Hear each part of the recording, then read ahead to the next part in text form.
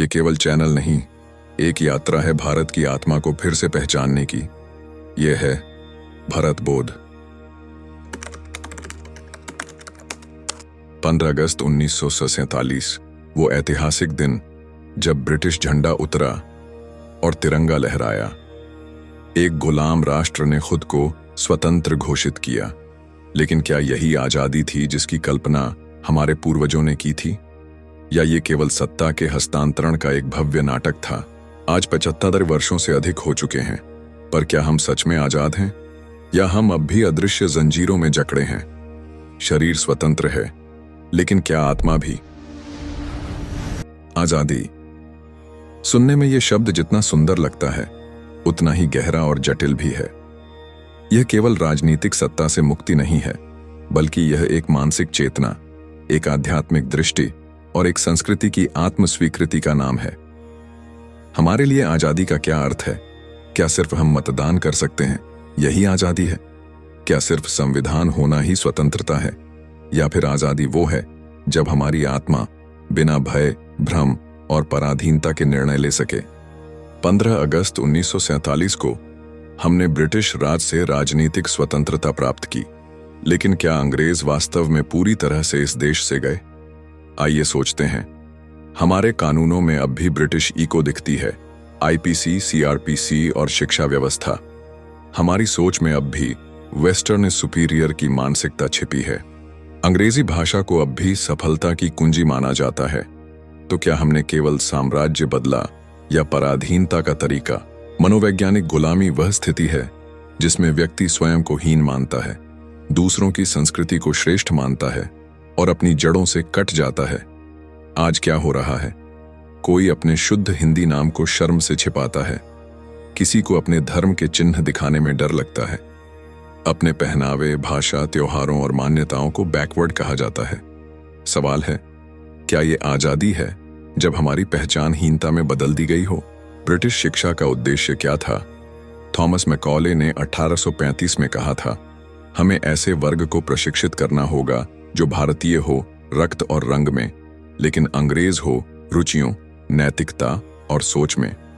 आज भी हमारी शिक्षा उसी फ्रेमवर्क पर चल रही है।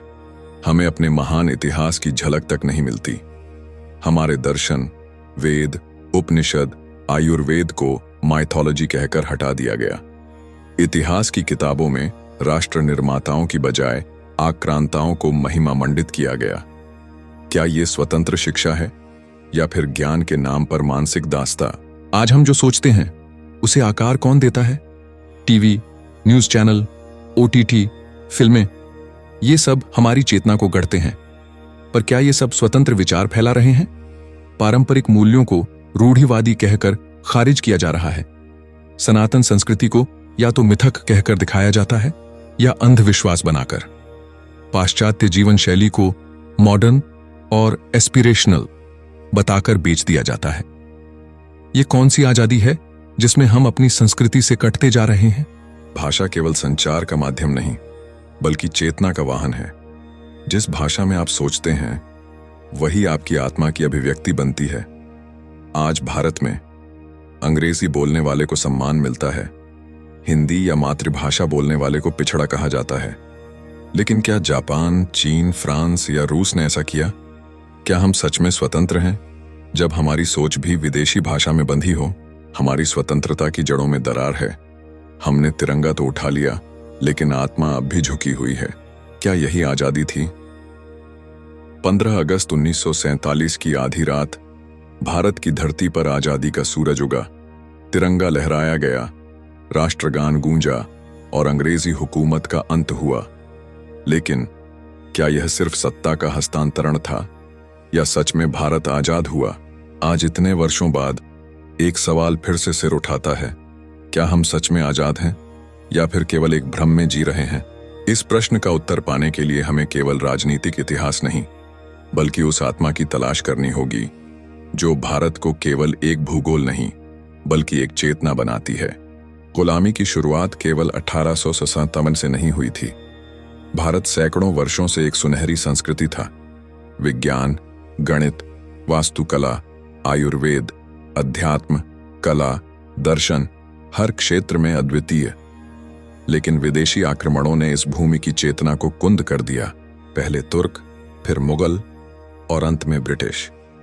भारत की समृद्धि लूटी गई, हमारी शिक्षा प्रणाली को तोड़ा गया, गुरुकुलों को खंडहर में बदला गया और सबसे अहम, हमारे आत्मगौरव को छीन लिया गया। अंग्रेजों ने सिर्फ हमारे संसाधन नहीं चुराए, उन्होंने हमारे विचार चुराए, हमारी पहचान को विकृत किया और हमें यह यकीन दिला दिया कि हम हीन हैं। 15 अगस्त 1947 को हम कहां पहुंचे? क्या ब्रिटिश राज पूरी तरह समाप्त हुआ या उन्होंने अपने प्रतिनिधियों को सत्ता सौंप दी? संविधान बना, लेकिन वह भी पूरी तरह भारतीय नहीं था। भारत की शिक्षा नीति, न्याय प्रणाली, भाषा व्यवस्था, सब कुछ उसी औपनिवेशिक मानसिकता में ढला हुआ रहा। क्या ये आजादी थी या बस एक नए रूप में वही गुलामी? महात्मा गांधी कहते थे, भारत की आत्मा गांवों में बसती है।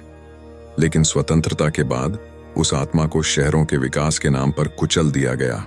गुलामी की जड़ें केवल लोहे की जंजीरों में नहीं होती, बल्कि मानसिकता में होती है। और वही मानसिकता हमें आज भी बांध कर रखे हुए है। आज हम क्या पहनते हैं, क्या सोचते हैं, किसे श्रेष्ठ मानते हैं, सब पर पश्चिमी प्रभाव है। अंग्रेज चले गए, लेकिन उनका सिस्टम, उनकी भाषा, उनकी सोच आज भी हमारे जीवन का आधार बनी हुई है। हम अंग्रेजी में सोचने को आधुनिकता मानते हैं, अपनी जड़ों को पुरातन कहकर हंसते हैं, अपने महापुरुषों को भूल गए हैं और विदेशी व्यक्तित्वों को पूजने लगे हैं। ये मानसिक गुलामी नहीं तो और क्या है? क्या स्वतंत्रता का मतलब सिर्फ अपने देश का झंडा फहराना है? क्या सिर्फ मतदान करना ही आजादी है? या फिर स्वतंत्रता का अर्थ है अपनी संस्कृति, अपनी चेतना, अपनी आत्मा के साथ जुड़ना?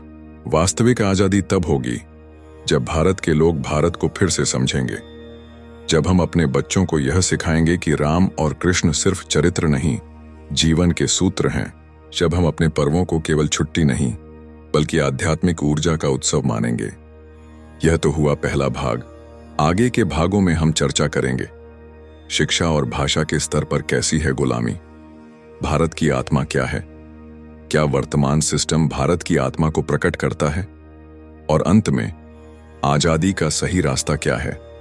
अगर आपने इस विचार को महसूस किया है, अगर इस वीडियो ने आपके मन में कुछ जगाया है, तो कृपया इसे आगे साझा करें। भारत बोध सिर्फ एक चैनल नहीं, एक चेतना है। इस यज्ञ में आपका हर समर्थन, एक सब्सक्राइब, एक कमेंट, एक शेयर हमारी आवाज को और दूर तक ले जाएगा। हम मिलकर भारत की आत्मा को फिर से जागृत करेंगे।